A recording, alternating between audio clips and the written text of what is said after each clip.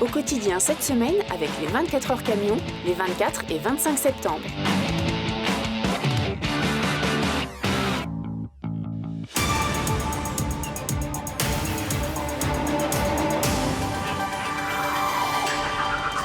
Bonsoir à tous, ravi de vous retrouver pour cette nouvelle semaine avec à la présentation de votre journal ce soir Laure Girard. Bonsoir Laure. Bonsoir Aurélien, bonsoir à tous. Au sommaire de cette édition, comment gérer la forêt après les incendies? Oui, c'est un enjeu important pour les propriétaires de forêts privées.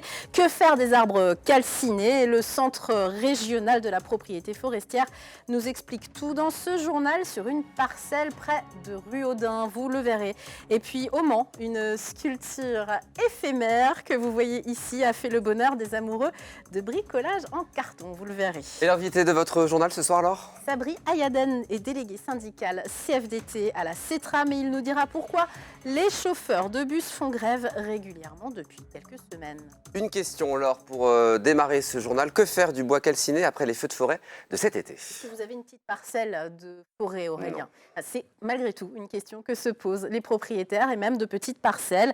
Pour réaliser au mieux cette opération, le Centre national de la propriété forestière aide à gérer et à les revaloriser, ces parcelles qui ont été détruites par les flammes. Sujet, les pieds dans la cendre, vous le verrez avec Hélène Galliana. Tout doucement, la vie reprend dans cette forêt. Alors les bouleaux, c'est une essence qu'on appelle pionnière, c'est-à-dire qu'elle va pousser sur tout type de sol dès qu'il va y avoir un petit peu de lumière. Donc elle va pousser même s'il fait sec, même si le terrain ne lui est pas approprié. Et puis après, elle va faire de l'ombre qui va permettre à d'autres essences de s'implanter. Et puis elle va disparaître, elle va mourir. Ici, en juillet dernier, 321 hectares de forêt ont été ravagés par les flammes à Mulsanne, Télocher et Ruaudin. En tout, 132 propriétaires ont vu leurs parcelles détruites ou en partie brûlées. Yveline et Jacques possèdent 1,5 hectare de bois près de la route de Télocher. Toutes les années sèches comme ça, on y pensait. Oui. Après, voilà, on espère toujours un espoir que ça n'arrive pas, mais bon, voilà. De toute façon, le feu, on peut pas lutter. Hein. Pour procéder à l'évacuation des bois morts, le Centre national de la propriété forestière aide les exploitants privés à gérer et revaloriser les essences calcinées. Il a de la valeur parce que là, il a brûlé vraiment en surface, c'est-à-dire l'écorce, il n'est pas à l'intérieur, il n'est pas complètement carbonisé. Donc l'idée, c'est de le couper assez tôt parce que sinon, après, ça va être une porte d'entrée à tous les insectes. Ça peut faire du bois d'œuvre en sillage ou quand c'est plus petit, ça pourra partir en bois énergie. Généralement, ils ont des surfaces assez petites comme 1 hectare ou 1,50 hectare, voire moins d'1 hectare. Donc l'idée, c'est de les regrouper tous ensemble pour exploiter le bois ensemble, trouver un interlocuteur parmi les exploitants et vendre un meilleur prix que s'ils faisaient la même chose mais de manière individuelle. Et puis rapidement, il faudra penser à reboiser la forêt. Donc là, il va falloir planter des essences qui sont à la fois frugales, c'est-à-dire qu'ils n'ont pas besoin de beaucoup d'éléments minéraux pour survivre, et des essences résistantes à la chaleur, d'autant plus avec le réchauffement climatique qu'il faut anticiper le climat à venir. À ce jour, une 50aine de propriétaires a répondu favorablement à ce groupement. Les premiers bois devraient être évacués à partir du mois d'octobre.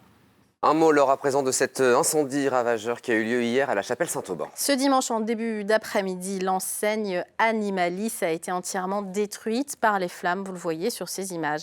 Selon les pompiers, le sinistre a commencé à 13h24 exactement. Ils étaient une trentaine à œuvrer pour que le feu ne se propage pas aux enseignes voisines avenue des Frères Renault, près d'Auchan. 1 heure après leur arrivée, le feu a été maîtrisé, mais des milliers d'animaux ont péri dans l'incendie. 157 mammifères, comme des rongeurs ou des oiseaux, et environ 4000 poissons. Aucune victime humaine n'est à déplorer, mais 9 salariés sont au chômage technique. On va revenir à présent, Laure, sur les raisons du conflit social qui touche la CETRAM avec l'invité de notre journal. On reçoit ce soir Sabri Ayaden, délégué syndical CFDT de la CETRAM, qui est sur le plateau. Merci d'être avec nous. Les Manceaux qui prennent le tram, mais surtout le bus, sur certaines lignes, vivent depuis le début de l'été des jours de grève. C'est le samedi, bien souvent, samedi dernier par exemple. Et ils sont évidemment en droit de comprendre pourquoi le syndicat que vous représentez aujourd'hui, la CFDT, s'est lancé dans ce mouvement social. Alors, Sabri Ayaden, très concrètement, pour quelles raisons les chauffeurs de bus font-ils grève au Mans ces derniers temps ? Eh ben, très concrètement, on se retrouve dans une situation très complexe depuis janvier 2022, où on est en sous-effectif.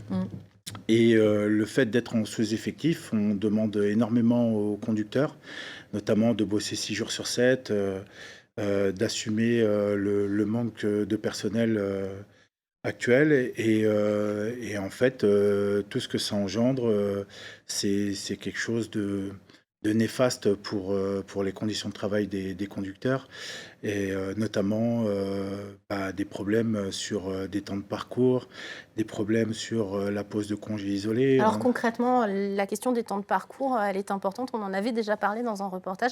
On vous a demandé de les réduire, c'est ça? Comment ça se passe En fait, concrètement? c'est pas nous, hein, c'est la direction qui établit les temps de parcours.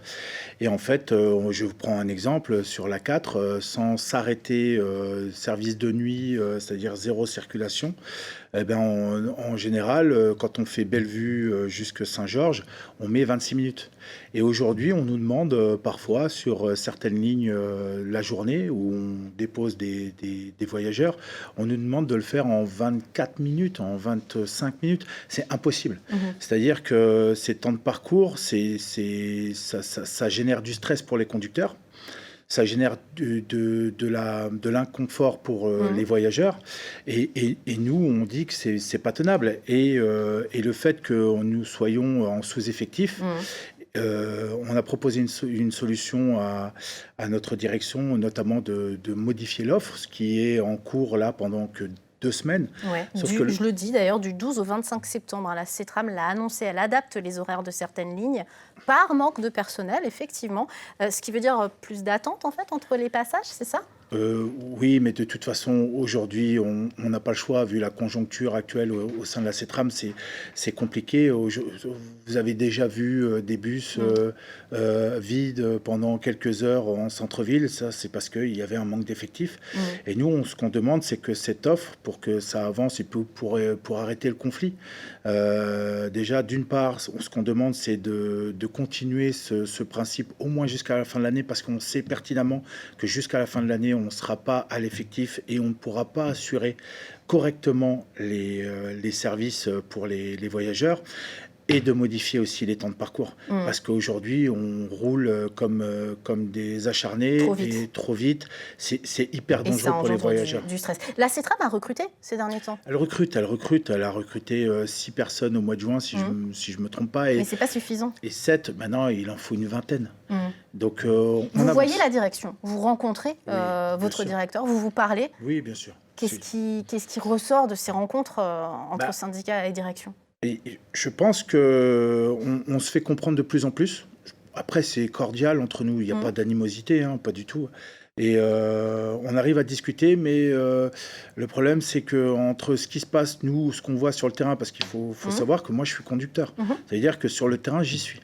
Et ce qu'ils ont, eux, en termes de données, on a l'impression des fois qu'il y a un espace béant. Et ça, c'est dommage parce que là, on a besoin d'une réactivité. Alors, ils recrutent, mais c'est un peu trop tard, et alors qu'on avait prévenu depuis janvier. Merci en tout cas, Sabri Ayaden, d'être venu nous parler de cette situation, de vous, conducteurs de bus et de tram à la CETRAM.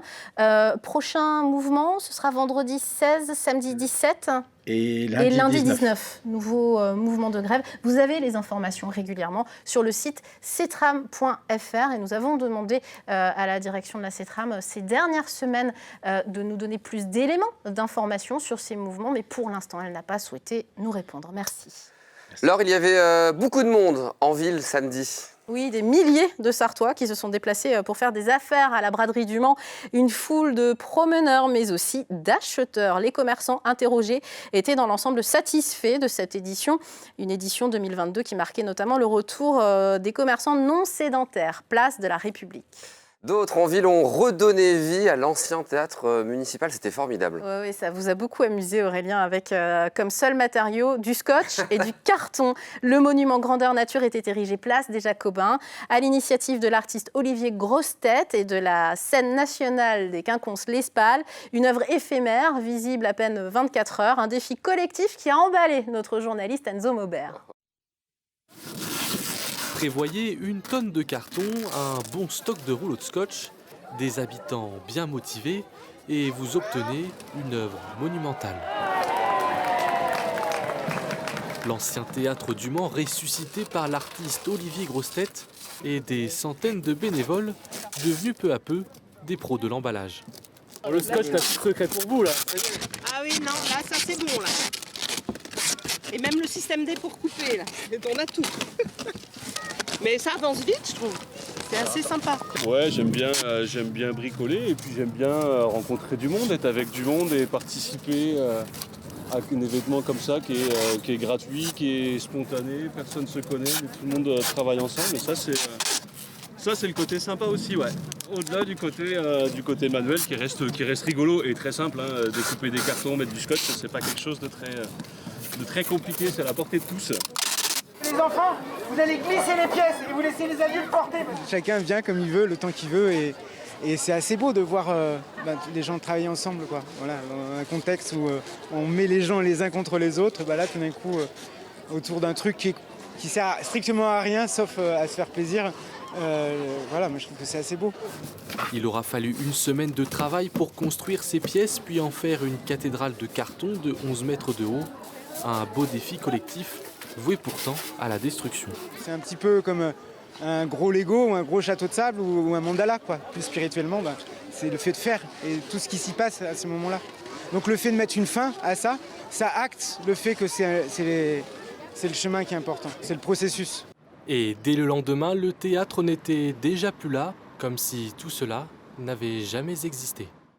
Un autre événement du week-end, Laure, cette fois-ci gourmand. Oui, il fallait vraiment avoir faim pour faire partie de ce jury, du jury de la 30e édition du grand concours départemental des meilleures rillettes ce dimanche 11 septembre à la Foire du Mans.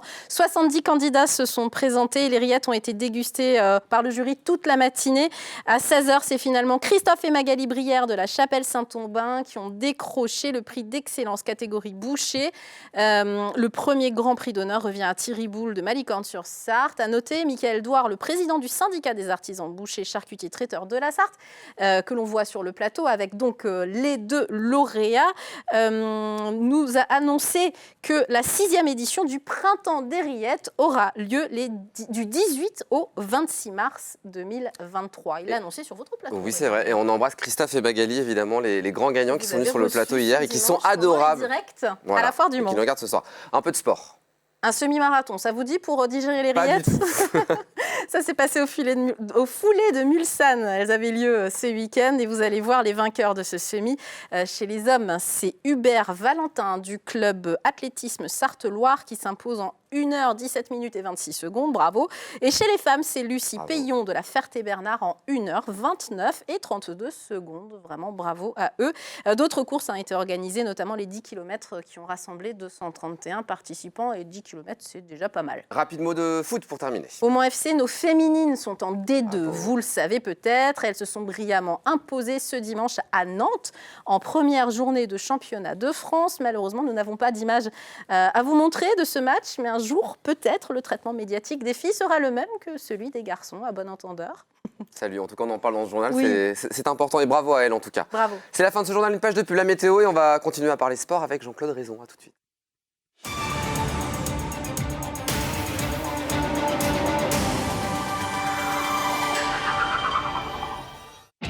Au quotidien cette semaine avec les 24 heures camions, les 24 et 25 septembre.